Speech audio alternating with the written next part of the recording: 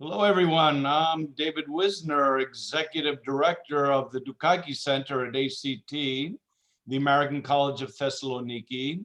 It's my pleasure to welcome you all here to this, our final public event of the 2020 calendar year. We've just had a rather exciting general election in the United States.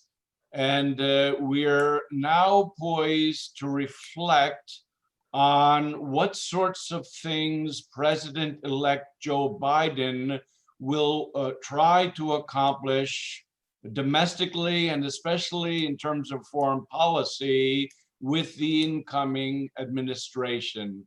And for us to do that, we thought, let's focus a little bit on the broader region of the Black Sea, the Aegean, and the Eastern Mediterranean, what we've called the three Cs, to try to have a better understanding of the complexities and challenges facing the incoming administration.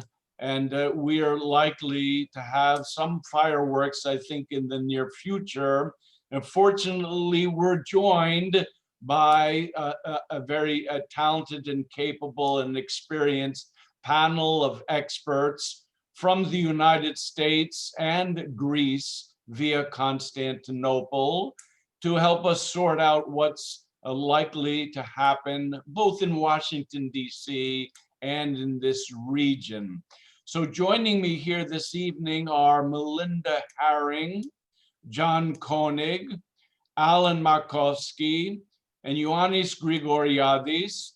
I have to say that Melinda, John, and Alan have featured at least once in previous Dukakis Center events, so they're no strangers to the audience which attends the various sorts of things that we do here. We are pleased to have a newcomer, Ioannis Grigoriadis, who comes to us thanks to our colleagues at ELIAMEP in Athens, and he brings a wealth of experience and scholarly understanding to the table, and we're quite pleased that he was able to join us on behalf of ELIAMEP today.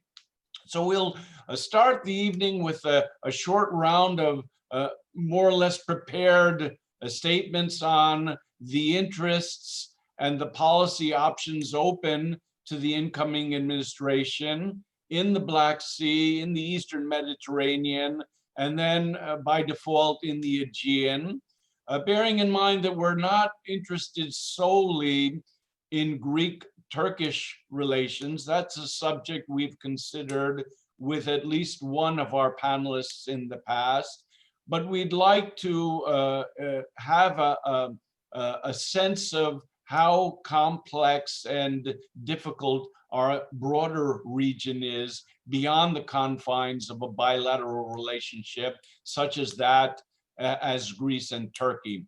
So Melinda, you are the person who's most responsible for putting the idea behind our holding this event this evening with the publication that was done on under the auspices of the Middle East Institute back in October 2020, just a few weeks before the general election. Your publication had to do with US interests in the Black Sea. And I noted that it's a zone of competition, and it's a zone where great powers are vying for some sort of advantage over one another. So perhaps you'll get started and help us understand what's happening in the Black Sea today and what the Biden administration is likely to face. Sure.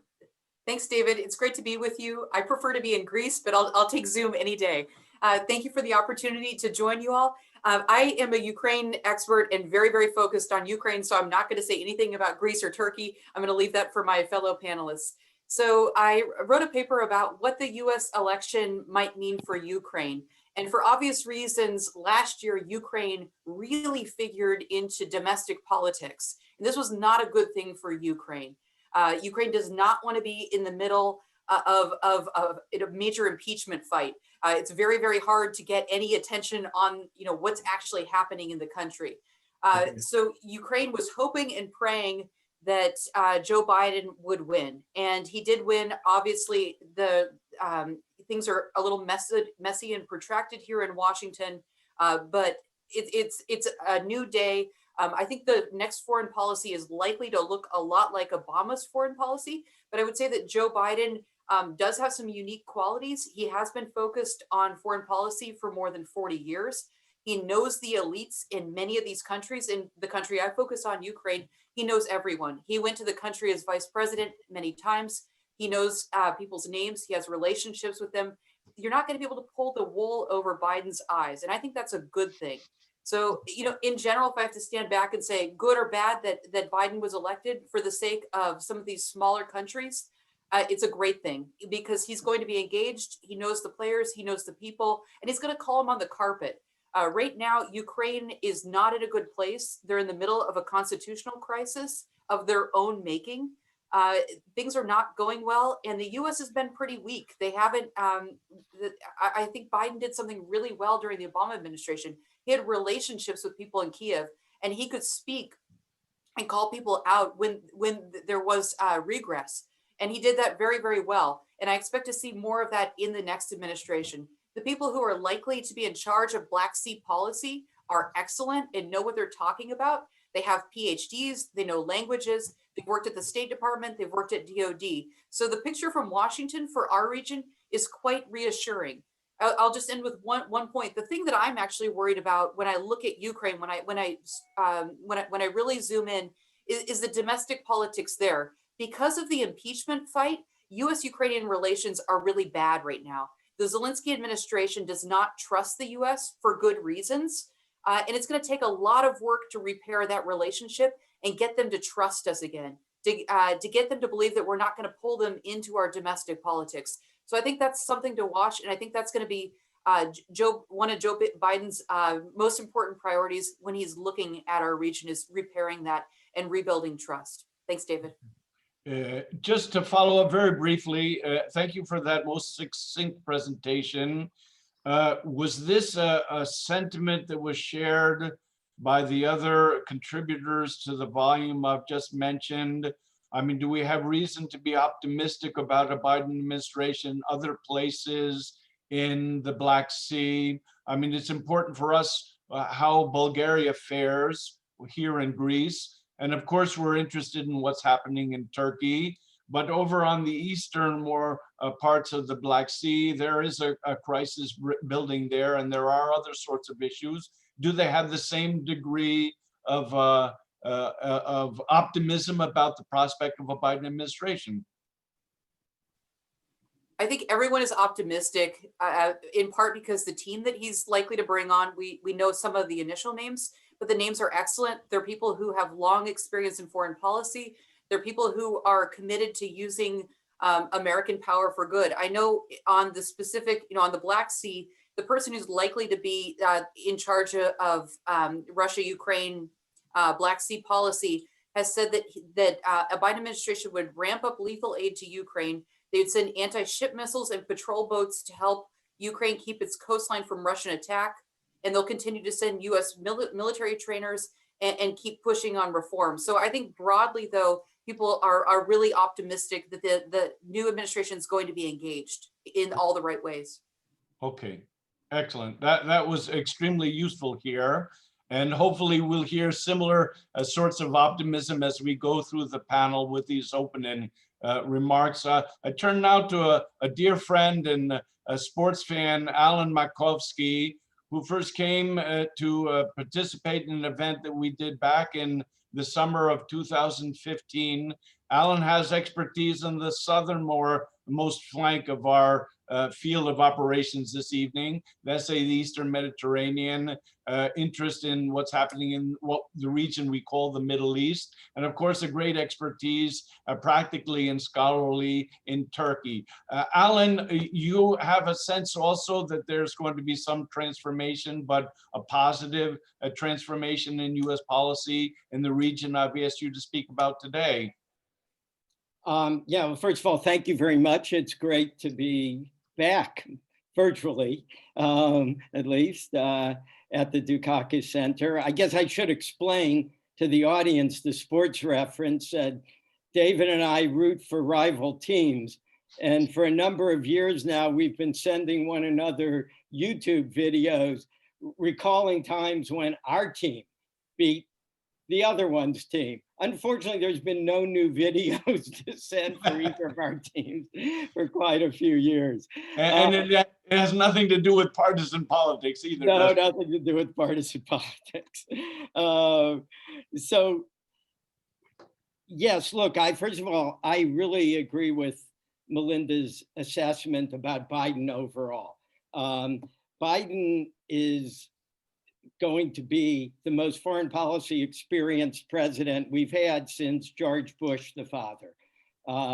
He was former chairman of the Senate Foreign Relations Committee. I think we can say that he is a cautious guy. He's a pragmatist. Pragmatists are a little unpredictable because you're not sure exactly what they'll consider pragmatic at a given time. But, you know, I think based on memoir materials, we know a lot about what where Biden stood during the Obama administration. He opposed the US intervention in Libya. He opposed the surge in Afghanistan. He opposed actually the raid on bin Laden's compound, not because he was against taking out bin Laden, but because he thought it was a potential problem in terms of relations with Pakistan. And also, I think he wasn't quite sure whether it would work. He also was cautious regarding Mubarak. He wanted to let Mubarak down gently. He was not in the camp that said, demand he resign now. So this gives you a sense about him.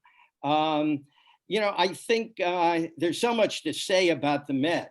I mean, the Med is a much more complex place, the Mediterranean. It's so much more complex than it was, let's say, when Barack Obama first took office. Just thinking about over the past decade, we've had the eruption of the Syria problem, the fighting in Libya. We've had the emergence of Russia as much more of a naval power in the Mediterranean, including a number of submarines recently, which theoretically, according to the Montreux Convention, they shouldn't be allowed to do, but Turkey rarely calls Russia out on these things. There's a little bit more of an Iranian presence in the Mediterranean. There's been the discovery of gas, as we know, in Cyprus, Egypt, Israel. These are the largest hydrocarbon discoveries in the world in the past 10 to 15 years. We've certainly had, I think because of Libya, because of the gas, there's more Mediterranean relations between the South and the North than there has been. I mean, we have, for example, the Eastern Mediterranean Gas Forum. You have 3 EU members, 3 Arab states, plus Israel. There used to be, I guess Ferdinand Brodel would be happy. I mean, it used to be a much thicker dividing line between North and South, and the sides are kind of bleeding into one another now. And of course, I think maybe arguably the biggest development is that we have a much more assertive Turkey. And Turkey has intervened.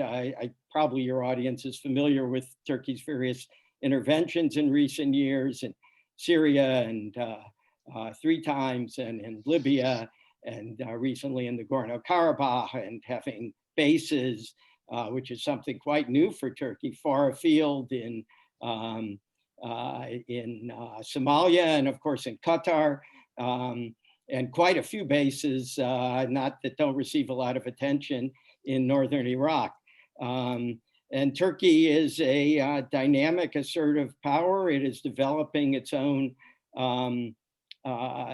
military industrial sector, and it is producing its own armed drones. I mean, I remember when I served as a staffer on the House Foreign Affairs Committee, which wasn't all that long ago, a little over a decade ago, the US more or less had a monopoly on armed drone technology, and we weren't selling to very many, and Turkey wanted to buy, and we didn't sell to them. We didn't sell to many other allies.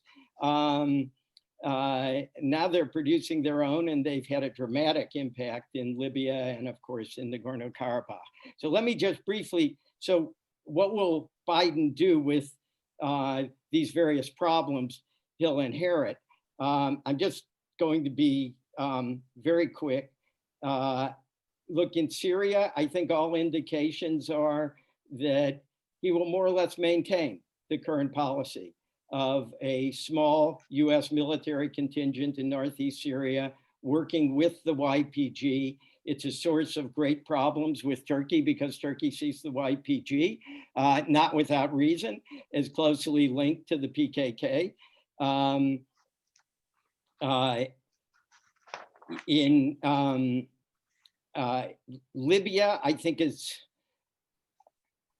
going to be hard to avoid some kind of involvement in Libya diplomatically. Germany has been carrying the load to this point, but the US has friends on both sides of the issue. There's Italy and Turkey, and remember, Turkey, for all the US-Turkish problems, Turkey's still a NATO ally. They're on one side. On the other side, you have many of our Sunni Arab friends, Egypt, UAE, as well as Russia. I do think, there's been a lot of talk about the US leaving the Middle East. I don't think that's going to happen.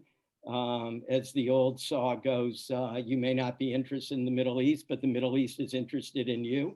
So, there's always going to be terrorism concerns. There's also, as though the US itself is more or less energy independent, depending on the day, but basically we are. Our allies in Europe are not. And the Middle East is the source of much of their energy. We certainly don't want to encourage our allies to be dependent on Russian energy. And we will continue to be interested in the Middle East, I think, for that reason. And just lastly, on Turkey.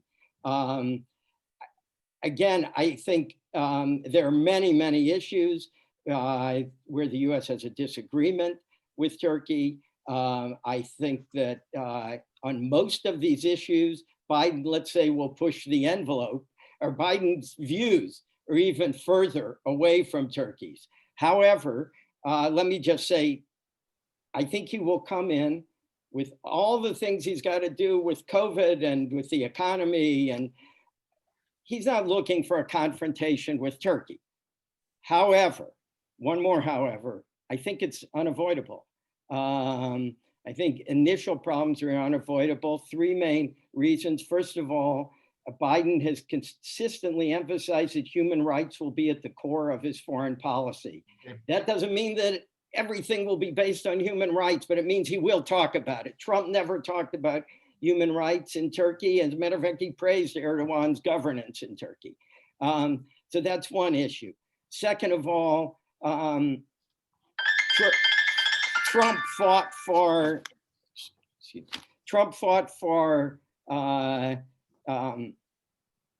Erdogan on many issues, prevented sanctions. One was the so-called CAATSA sanctions, the Countering America's Adversaries Through Sanctions Act that was passed in 2017.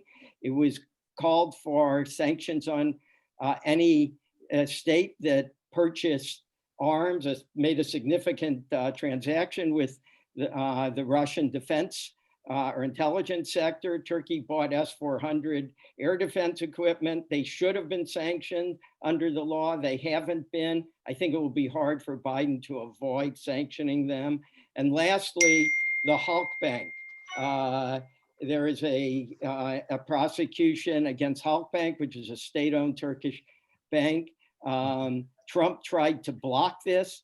Biden will certainly pursue the traditional approach of not interfering with Department of Justice prosecutions. And I think this will go forward, and it's going to be a big problem for that bank and for the Turkish economy. I'll stop there. Thank you. Okay. Thank you, Alan. And I realize asking you to cover the Eastern Mediterranean was like asking you to cover half the globe. Yes. And it's quite admirable how succinctly you were able to do that. What I retained is that it's an awfully complex place. It stretches from Libya to Syria and, you know, north to Turkey. And that the United States is here to stay. There's not any chance that we're going to disengage under a Biden administration. Okay, well, we have a local participant here, Ioannis Grigoriadis, a Greek scholar who teaches at Sabancı University in Constantinople. I'll be politically correct here. And he's representing ELIAMEP, the major think tank in Greece with which we've had the pleasure of cooperating and collaborating in the past, including most recently with an exclusive interview we did of Michael Dukakis just a few days after Election Day. So Ioannis, you've heard some things from our initial American colleagues here. Are we shaking the tree a little bit? Are we surprising you? Are you hearing reassuring things? How do you want to approach what you expect the Biden administration is going to do from the prospect of a Greek working in Turkey? Yes. Thank you very much, David, for the invitation and having me in this Dukakis Center event. It's a great honor and pleasure, and it's great to represent ELIAMEP as well and like put forward this collaboration between the institutions. I would follow up on a number of issues that have already been raised, because this relationship between the United States and Turkey, of course, bears upon the relationship between Greece and the United States. There are a number of very important issues that Greece and Turkey view from different angles. And I do think that the way that the United States looks into these issues has an influence on developments. And I would hope and I expect to see a more institutional relationship between Turkey and the United States that is going also to have a bearing on the way the Eastern Mediterranean crisis or the Cyprus issue or other areas whereby Greek and Turkish interests like contradict each other. So far, we know that under the Trump administration, it was rather the president-to-president relationship that played a significant role. So the role of the State Department or the Ministry of Defense or the American Army was to some degree sidelined, and this raised a very high degree of unpredictability in their relationship. In a sense, the Halkbank story that Alan has just mentioned, or the Katsa, like the S-400 saga that has been going on for so long and has undermined Turkey's position within NATO and the sort of the degree that the West can see Turkey as a reliable ally. All this became possible because of this distinct style of leadership that President Trump put forward and the personal relationship that has been developed between Presidents Erdogan and Trump. So there is no surprise to see that there was a very clear pro-Trump sentiment in Turkey throughout the election campaign. And there were some personal attacks against President-elect Biden exactly because of some of his statements referring to human rights issues. So as the United States was persistently interested in the state of Turkish democracy, given the democratic backsliding in Turkey in the last couple of years, President Erdogan was very glad to see that President Trump would not show such interest in the state of rule of law in Turkey or the sort of freedom of expression issues that have become quite important obstacles to Turkey's relations with the European Union, for example. So in that respect, we're expecting to see a significant difference. What is also important, I would like to raise here our attention to another point raised before, it's President Biden's experience in foreign policy. So he won't be a president who doesn't know anything about Cyprus or hasn't heard about the Aegean, quite the opposite. So, and he has shown some important and personal interest in this region. So I remember him as vice president developing visiting Cyprus and developing some proposals about how to break the stalemate on the Cyprus issue. And given the fact that I think that the Cyprus issue has been the lack of resolution in Cyprus and the failure of the Crans-Montana peace conference a few years ago has contributed to the escalation of the conflict in the Eastern Mediterranean. Why? Because the Cyprus dispute produced this disputes on the maritime zones. And then this had a spillover on the Greek-Turkish maritime zone disputes. So we moved from Cyprus to Libya and from Libya to Greece. So in that respect, it would be very good, I think, for the region and for Greece as well. It would be very welcome to see a stronger American interest in de-escalation first and conflict resolution at the second place. Because, and there is a point from the Turkish point of view in that respect, the European Union cannot really play the role of the third partner because Greece and Cyprus are members of the European Union. So in that respect, maybe Germany could play that role, but I do think that the United States has a stronger role to play, and an American involvement in restarting the peace process in Cyprus and pushing the Greek-Turkish disputes over the Aegean and the Eastern Mediterranean towards adjudication according to international law. This could be a very good proof that the United States is not abandoning the region, but has a strong interest in preventing conflict and creating an environment whereby American, Greek, and Turkish and Cypriot interests and Israeli interests and Egyptian interests can be served together. Thank you. Okay. Thank you, Ioannis. We had a little bit of problem with the camera, but the sound was quite good, and I thought you were able to respond succinctly and with some precision to the comments that you've heard previously.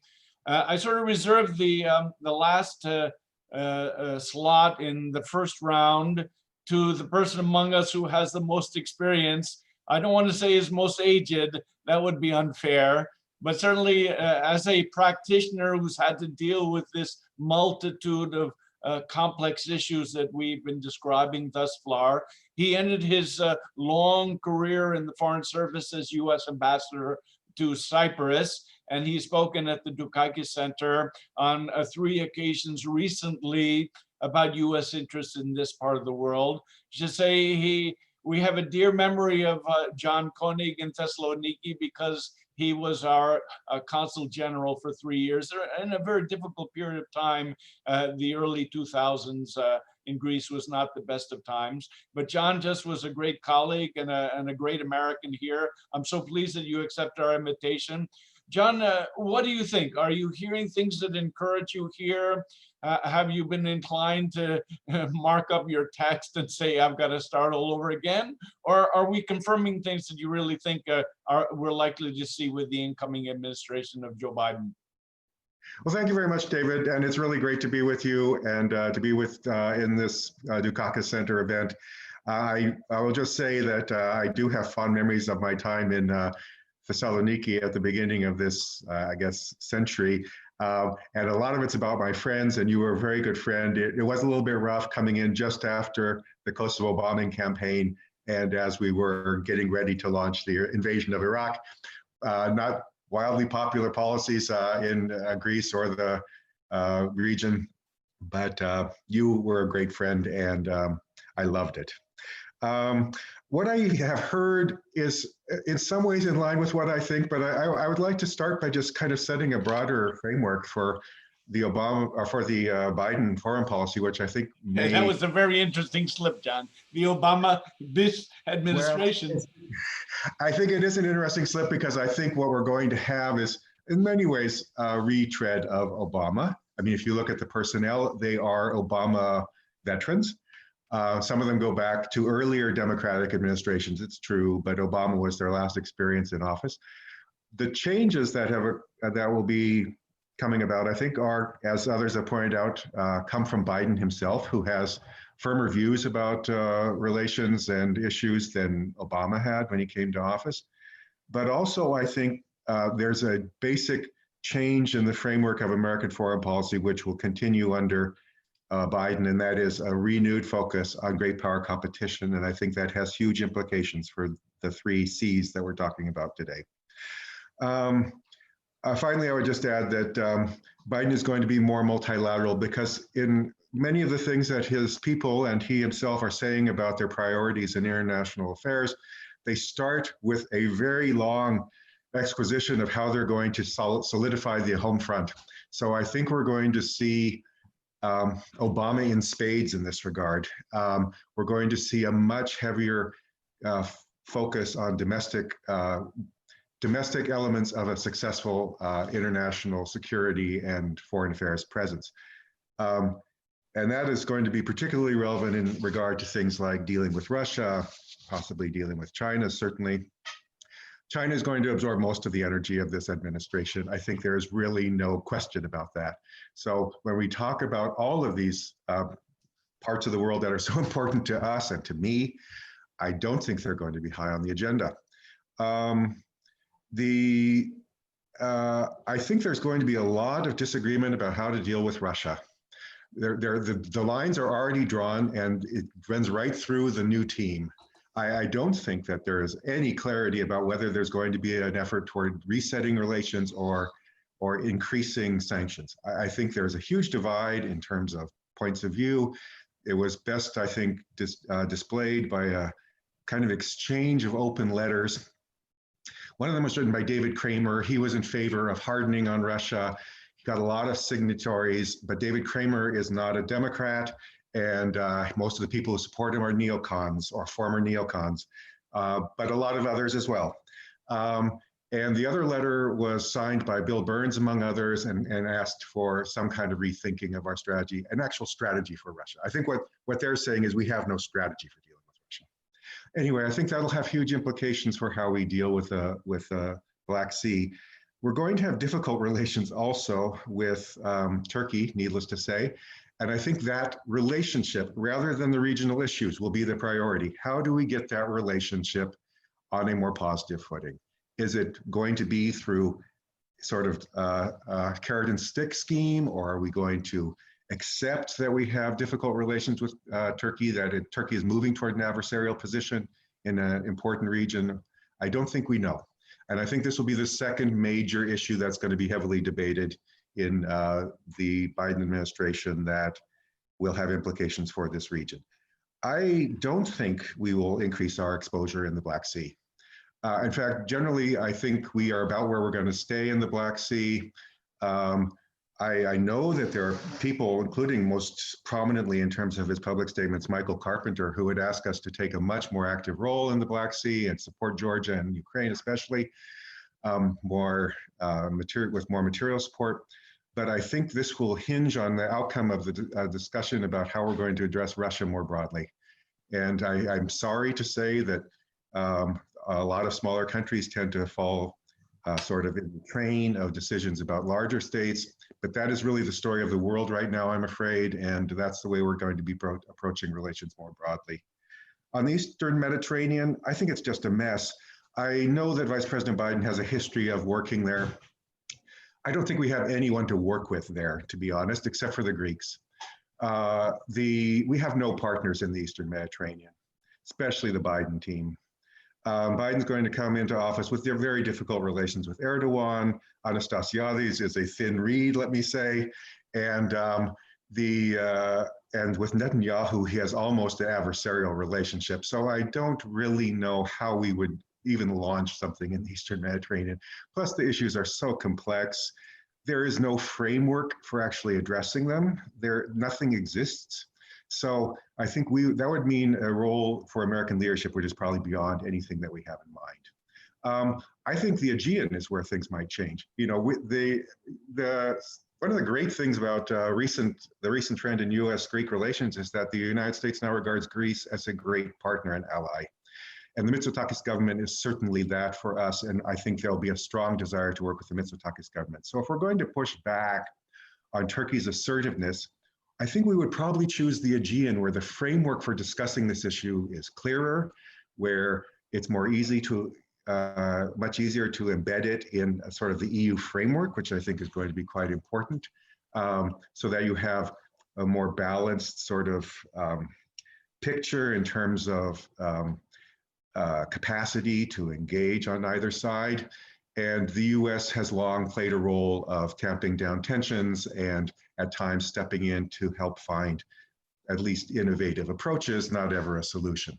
So I don't think they'll want us to be front and center, but I imagine that the US will probably step in. I would think if we're going to take on one of these issues, we would probably start with the Aegean, try to get tensions way down there and more discussion between Greece and Turkey, probably through the Germans or some other third or fourth party. And then if that proves to have some potential, then we might move on to the Eastern Mediterranean. I just don't think our interests in the Eastern Mediterranean are sufficiently important, especially given the decline in sort of significance of hydrocarbon resources in that region, the messy situation that surrounds them, and the diminishing importance of Middle East-based terrorism for US security, that I just don't think we'll feel compelled to get involved in what is an incredibly messy situation. Thanks. Okay, well, let's start the discussion. We've had Ambassador Koenig maybe take issue with a couple minor remarks, or in a minor fashion. Alan about the US in the Eastern Mediterranean, and Melinda about the US in the Black Sea. I mean, are we really disagreeing with one another here, or is it a question of degree? Melinda, maybe you'll start.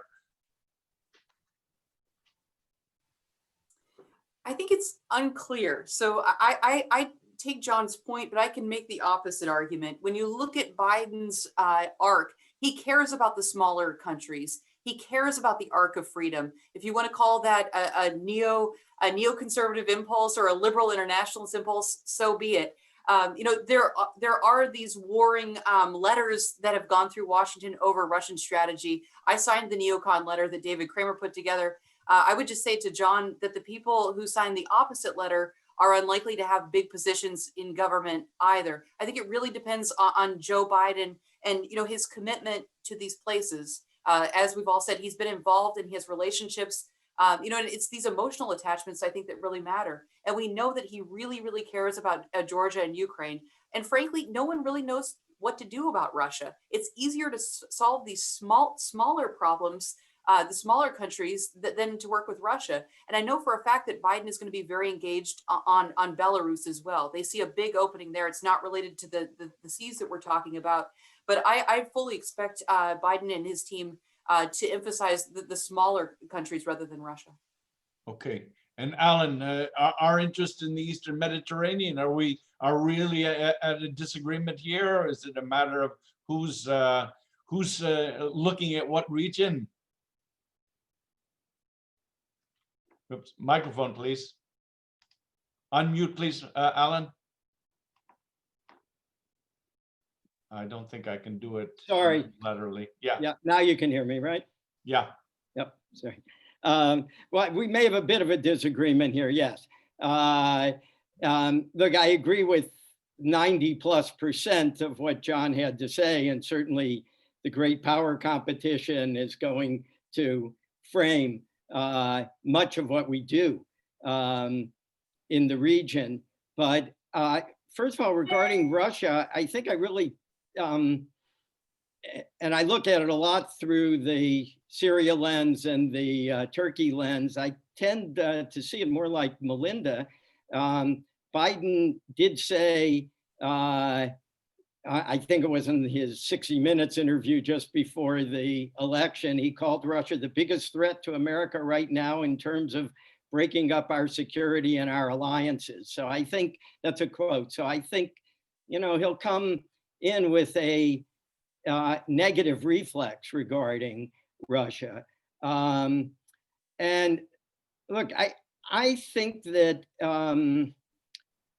I don't think the region is going to be unimportant because, as I said it about the Middle East, you know, you may not be interested in the region, but the region is interested in you. It's a region that produces a lot of crises. and it's hard for the US to avoid getting involved. And I think that's a good thing. I mean, that the US gets involved. I think Biden will be much more interventionist than Trump was, who basically ignored Libya and ignored the Greek-Turkish conflict when it looked like it might get hot. I think Biden will be much more inclined to be interventionist and anticipatory and try to prevent these things. And third of all, I think I'd have to disagree with John on the point that, that we have no other partners in the Eastern Med other than Greece. I think that certainly our relationship with Greece, our strategic relationship, is blossoming in a very dramatic and welcome way. Recent expansion of our facilities in Crete and the like, but I wouldn't think that Israel will cease to be a partner. We may have, and I'm sure you agree with this, John. Maybe it's just the way it came out, but it's true that Biden and Netanyahu will probably, if Netanyahu stays in office, will have disagreements, most particularly about the JCPOA, the nuclear agreement with Iran. But our military and strategic cooperation with Israel is so vast.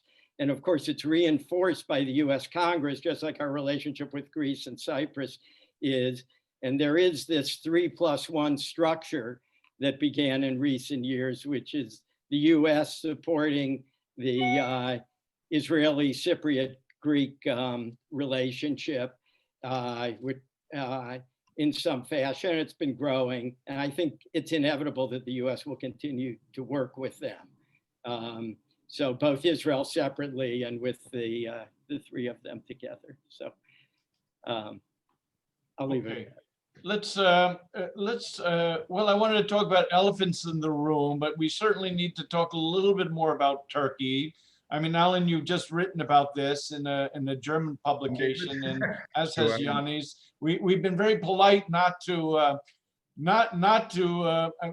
place a lot of blame on Turkey for what's happening in this part of the world.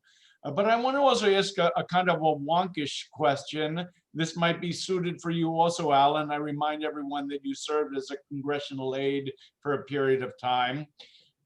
What are the foreign policy dynamics going to be like in Washington, D.C.? I'm thinking about who in the House is going to chair the Committee on Foreign Relations. What is going to happen in the Senate? We still have runoff elections in Georgia coming up. The election season is not over, and it may go beyond the inauguration in January.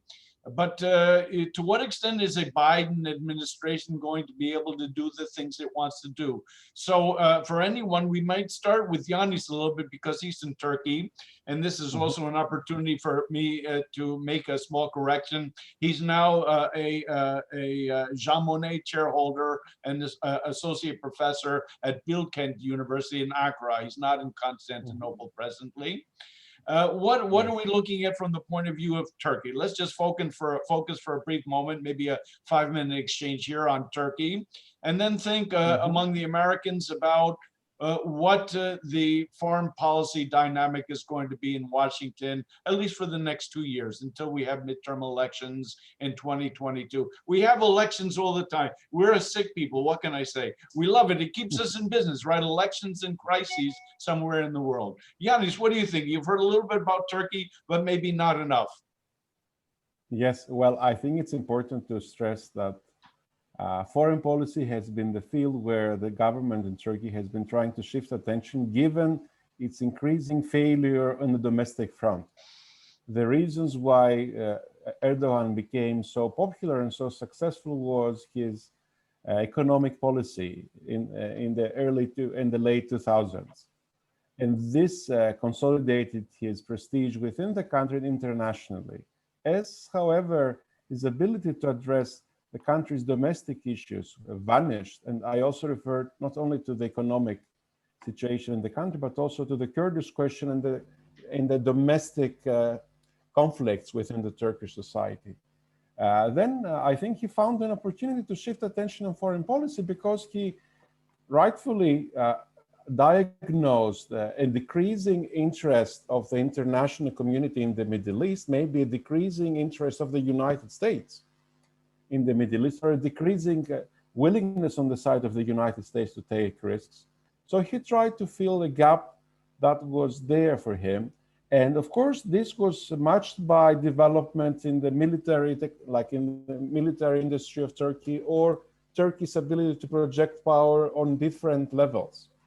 So in that respect, this foreign policy has been quite successful because it fits some of the old nationalist narratives that actually are supported by key opposition parties in Turkey as well. So it is not it's not easy to find anyone in Turkey opposing Turkish operations in Syria or even in Libya or in Nagorno-Karabakh. Let me highlight here, for example, that this Blue Homeland doctrine that has been behind all this confrontation between Greece and Turkey was introduced by a group of secularist admirals that have been recently joining the alliance of the government coalition in Turkey. And I refer to the Justice and Development Party and the far right-wing Nationalist Action Party. So in that respect, this is something that we need to understand, that domestic politics drive Turkish foreign policy to an unprecedented level. We used to consider these two to be completely separate from each other, but no more. And in that respect, of course, I do think that the Turkish economy will be a key parameter in all these discussions. And to the extent that the United States and the European Union on different levels can influence the development in Turkish economy, I think there comes a very important point to keep in mind. So in that respect, the Halkbank issue, for example, to the extent that it affects the Turkish banking system, or Katsa, or the effect of sanctions on business confidence in Turkey. This is an issue that's going to be very important. And this might be the way through which the Biden administration might be in a position to negotiate with Turkey, because I do see that Biden would not be interested in destroying the relationship with Turkey. No American president would like to do this, but I think that he would be interested in setting a framework of rules and try to develop a relationship that is more predictable. And it's more of a relationship between two allies than two adversaries in the region. And I think this is very important. And in that respect, Greece's role can be very important in that respect too, because I do see that Greece has been trying to engage with Turkey on the basis of rules and within the framework of international law. And if the United States can bring Turkey back to where it was on these issues a couple of years ago, that could be a very good news for the Greek government.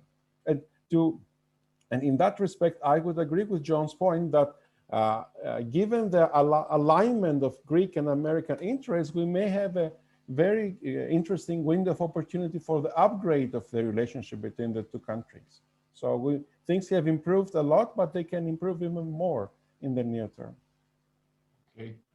Yeah, I had a request. John wanted to respond because we took issue with some of his statements here. And maybe you want to follow up a little bit on some of Ioannis' observations on Turkey or Turkey's role in the region. And we're thinking Black Sea to Eastern Mediterranean. Turkey's in the middle of that. We're really, sort of focusing on some aspect of Turkish foreign policy in an event like this. John, what do you think? Well, I appreciate Ioannis's sort of last statement and all that he said about the importance of crafting a different kind of relationship with Turkey. We haven't had a Turkey policy during the Trump administration. We've had two sort of separate strands of policy. One was sanctioning Turkey, and the other was giving them sort of a get out of jail free card. So this was extremely confusing, I think, for everybody involved, including all the Americans who care about the U.S.-Turkey relationship.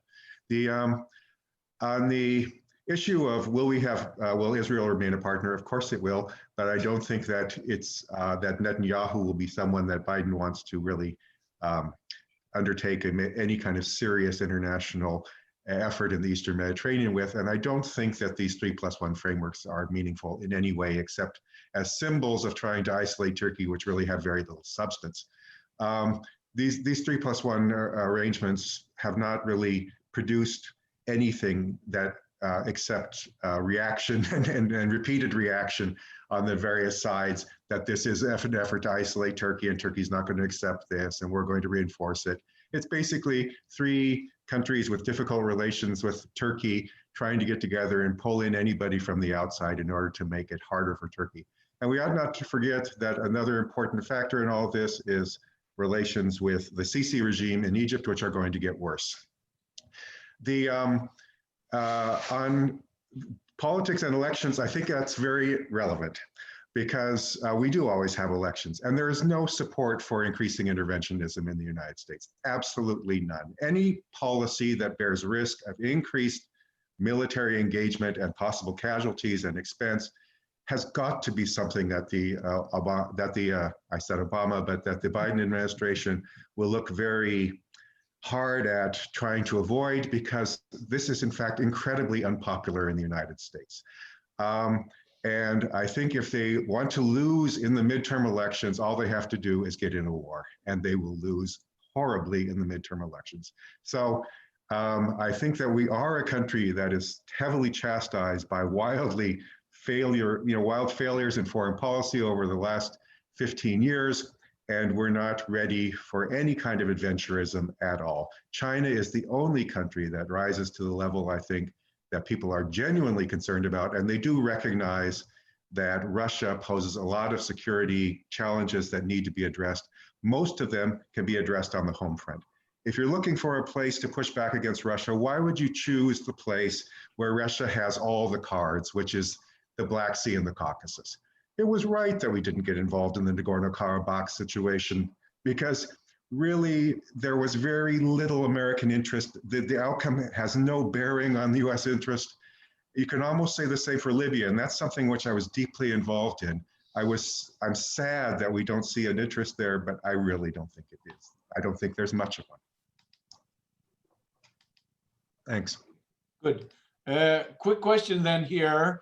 Maybe I'll pass the floor to Melinda and ask her a little bit about Turkey. You're not a Turkey expert, but Turkey's across the sea there. Do they loom in any way in the situation that you're following in Ukraine and elsewhere? And what about this question of the foreign policy dynamic in the United States that you anticipate will emerge in the next couple of years? And I want to maybe just make it a little bit more pointed to something that John and I talk about a little bit. Are we going to see a return of the blob? Are we going to see all of these foreign policy experts, like the three of you, going to emerge and try to determine where the next crisis needs to be met? Melinda, it's kind of an open-ended question, but maybe you have a few thoughts. I have to break it to you, David. The blob never left. We're still here. We're waiting for the phone call. I really enjoyed John's comments, though. I think he's wrong, though, and I have to disagree. I wish you were right, John, that the American people were more angry about the failed interventions of the last 15 years. I don't really see it in attitudes, behavior, or polling data. Maybe I'm wrong. I wish I were wrong. But there haven't really been any major consequences for the failures of Afghanistan and Iraq. The elites really haven't been disciplined in the way that they previously were. I wish that they were, and I wish that it drove more thinking. I'm going to take a pass on the Turkey question, David. Thanks for the hard one. And I'm going to send your question about behavior to Alan, because he's a Hill creature and I'm not. Okay, That's fair. Can I just interject? Trump. Why do you think Trump was elected? It was in large part the backlash against Iraq and Afghanistan. I mean, I think it was only that. Sorry, it was all these other things. And I know that there is polling that suggests that the blob can continue to dominate American foreign policy, but I don't think it's true. I think that the actual truth is there is zero American support for interventionist liberal interventionism or liberal internationalism or any of these things.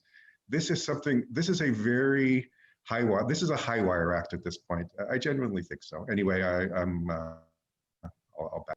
Okay, I'll mute you, Mike. Melinda, you want to do a quick comeback, and then I'll turn the floor over to Alan to tell us about what it's like to wander through the halls of the House of Representatives these days. Melinda, did you have something more you wanted to say?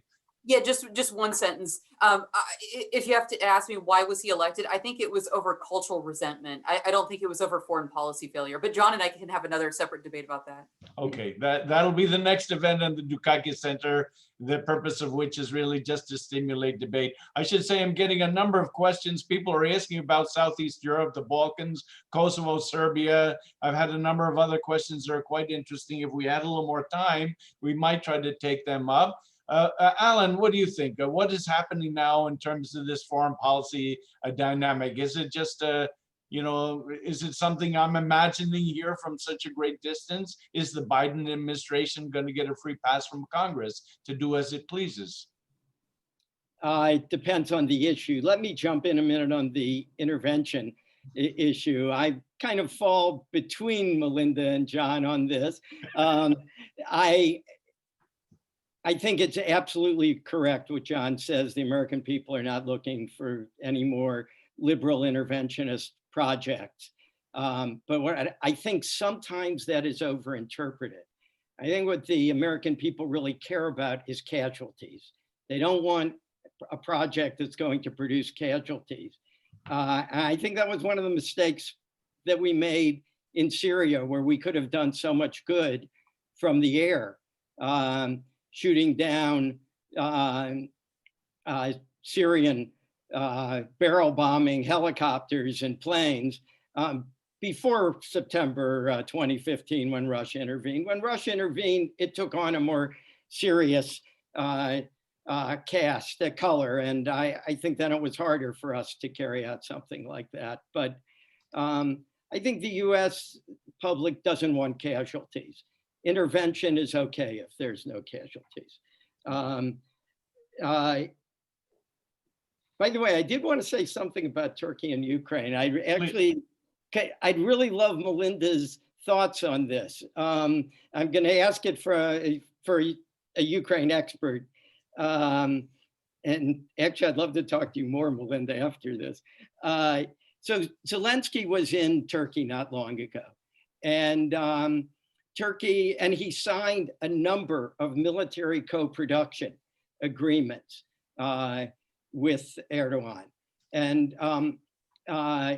also Ukraine has bought a number, I think about a half dozen of Turkey's armed drones, and they've contracted to buy a few more. And now they're talking about co-production, and even co-production on a fighter jet aircraft engine, which is something that's always been beyond Turkey's ability to do.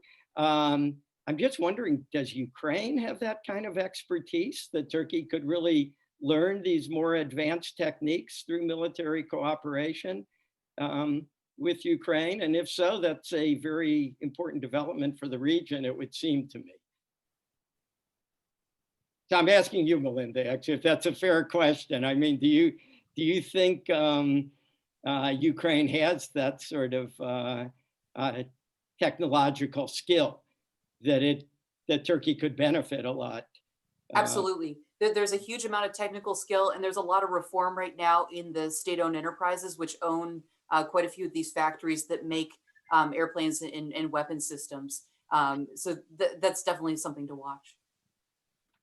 Okay, good. Very good here now. So I'm not going to burden the group with, well, I would very much like to ask a few of these questions. We're competing with another outfit in Thessaloniki in a half an hour. They're about ready to launch an event on Turkey.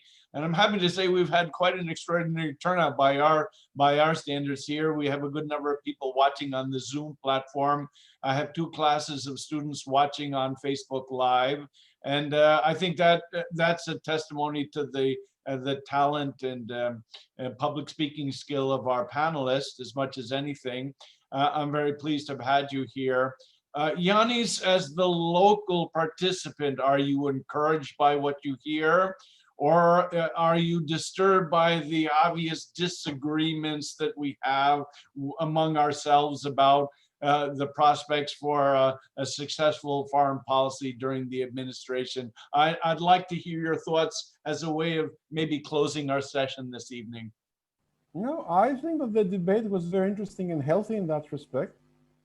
And it is important to stress that expectation shouldn't be too high. I think one of the biggest problems of the early Obama administration was to raise the bar very high, and then everybody was disappointed by the outcome. So in that respect, having some approaching the Biden administration within the realm of the feasibility of what it can do because of what the Trump administration has done to American foreign policy is a very important point. And I think we will be witnessing some positive developments in the region for sure.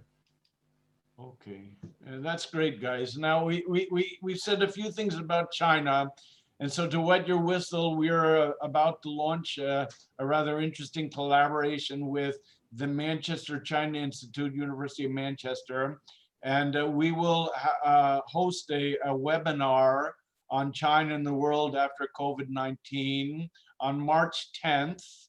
We've just initiated the agreement with our partner there. And obviously, I think we're going to be watching China more carefully. It would be interesting to pursue a little bit more to get your feeling on the degree to which China is going to be problematic in the regions we've been discussing today. But I guess we'll have to leave that to another time. Then I will say the Dukakis Center will host an event on January 18th, a discussion on the notion of a peaceful transfer of power. And this will be just 2 days before the inauguration of Joe Biden as the next president of the United States. And that's something you'll want to look forward to.